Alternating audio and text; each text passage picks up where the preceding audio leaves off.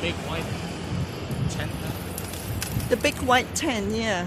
So were you in the outdoor or indoor one? No, indoor. So the outdoor is there, right? You can see the outdoors. So this is the new home of padel at Canary Wharf. Very near Heron Quays, DLR. They have 4 indoor courts and 2 outdoor courts. So you can see the outdoor courts here. It's a bit expensive, but I guess if you are interested in the sport, it's worth coming to a modern, bespoke facility rather than a makeshift one. That's the entrance.